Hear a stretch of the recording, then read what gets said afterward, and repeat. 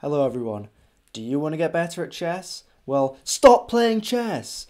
The thing is, people play so many games. We look at this average guy's profile, he's 880 rated. He's played 5,000 games! What? This guy plays multiple games a day, and if you just calculate how many hours this must have taken, with an average of 15 minutes per game, it's 1.4 thousand hours!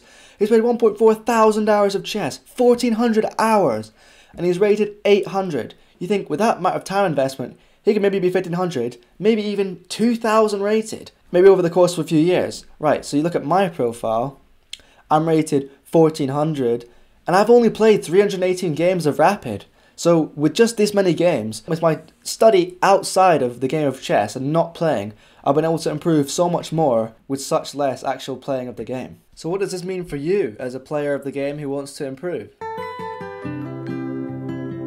Alright, so most of you tend to blunder in this position. The foundation of the game is the opening. And I wouldn't tell you to get too deep into the weeds of theory, but I'd say just pick an opening. I'd say probably e4, d4, c4, or knight f3. Any of these first moves are good. Once you found an opening, be that the Vienna game, that Gotham Chess always says, or like something like the Italian, just like this, or maybe even the London system, if you're an absolute cretin. But any of these is good. In a game, having a plan of what you want to do with your pieces just sets you so much further ahead than everyone else if they're just trying to figure it out on the fly. But don't get too hung up on theory. The thing is, you can try studying all the main lines, but the problem is your opponent probably isn't going to play the main lines. A more important thing is to get an understanding of how openings work, how the pieces should move, and how to develop with an actual plan of how to win the game. So instead of just thinking, say this is an example game, this is what happens quite a lot at lower levels, you just get this, this. Everyone's got their pieces out, right? But say you could play, oh, theory here is bloody, I don't know, Evan's Gambit, and you learn all these lines. It's not going to happen. And if they play anything that's not in your theory, you're stuck. You're almost stranded. You just want to know things like, okay, here I'm just going to develop a piece. You know, your opponent, let's say they do a given random move, you're just going to castle, and then they're going to get a knight out, and then you're just going to try to get your other bishop out. Just things like this. Because at a lower level, people will be moving random things, like they'll be doing a5 for no reason, and you've got to know to capitalize. Just get your pieces out, get developed, and you're just going to roll people on the board, honestly. So in the middle game, you're kind of on your own. You're out of theory, and unlike an endgame, you don't really have set in stone techniques to use, such as king activity. But there is sort of a basic framework you can use to try and win a lot more games, and this is checks, captures, and attacks. So what does that look like in practice? So this is a game, this is a sort of middle game, you might have seen this exact one before. This is from the Italian game, and if we go to checks, captures, attacks, let's go checks first. So in this position, before we make a move, we look at the checks we have available. This is important because we can check bishop f7. Doesn't look like a very good check to me, it's just going to get captured the next move.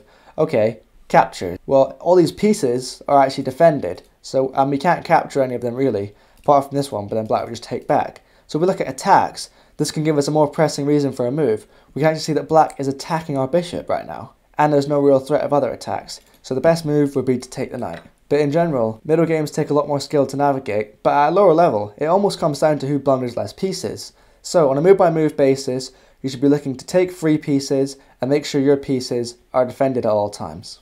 I've also put a few resources in the description for those wanting to improve their middle games a bit further. So as I mentioned earlier, endgames require some form of technique.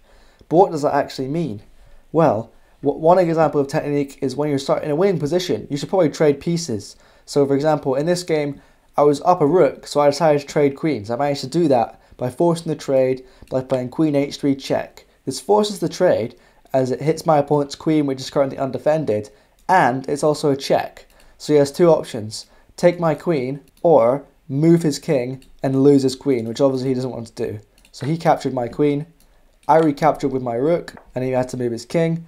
And in this position, king activity is actually quite important. After I play rook a3, he plays e5, I took the pawn here, he was advancing further, and I decided I had to play king c8 because in the endgame, a king is quite a useful piece because look at this, I don't have very many. So you have to remember to keep your king active, that means like his king is quite active as well, but it's not near my pawns. So in the endgame, if your king is active, you're able to take pieces and control space. So here, he wants to try and promote this pawn, but he isn't able to because I get my king there in time, and I'm also able to capture the pawn. So a few moves later, I'll show another key technique, cutting off the king. So the rook controls files, so using the rook, I drop it back to b8, where it still controls all these squares.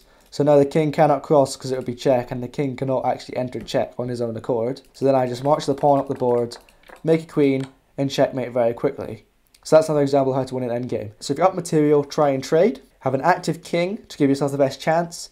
And if you're really up material, trying to promote a pawn, cut the king off, make a queen, and find the checkmate. And when it comes to resources to improve your chess, I'd recommend, so as I think I mentioned before, Darren Araditsky's got some great videos of, it's called Middlegame Masterclass, or just his speedrun videos, so or Gotham Chess has a sort of format as well, where you'll get a grandmaster playing a lower rated player, and they'll sort of play how maybe players you play against, and they'll explain their thought process of how to beat them. I think I'll make some videos like this coming up, but for now, I'd recommend looking at Ben Feingold's lectures and speedruns from both Darren Araditsky and Gotham Chess if you really want to improve as fast as possible. So another key aspect to improving your game is puzzles. Because it's all well and good watching as many lectures and reading as many books as you can, but if you don't actually practice doing tactics, it's not going to help you. So to get to puzzles, just navigate to click the puzzles tab, and I would recommend just clicking the main puzzles, so rated puzzles. So here it will give you some sort of composition of a scenario that will happen in the game, and there'll be a winning move to find, usually some sort of checkmate or winning a piece. I recommend you try and solve 5 of these every single day, and when you do a puzzle, don't try and guess what the move is. Try and think about all the lines, think about everything you could possibly do in the position, and then finally commit to a move. But if it takes you longer than 5 minutes to find the move, I'd say just go with your best guess, because maybe that tactic was too advanced, and it's probably best to just see, and then you can learn from that in the future. So to recap, don't just play as many chess games as possible to learn. Try and play a few games, analyze every game you play, first without the computer, then with the computer, and then you'll be learning as quick as possible. And also, study the game, whether that be watching Gotham Chess, watching chess lectures, or even reading chess books. Just consuming any sort of content to try and get better at the game is really going to help you. And third, lastly, puzzles. Try and play at least 5 puzzles every single day, thinking as long as you can, not guessing, and trying to get every single one of them right, and that will put you on the path to surpassing 1000 ELO pretty easily. Alright, thank you all for watching, and hopefully I'll see you guys in the next one.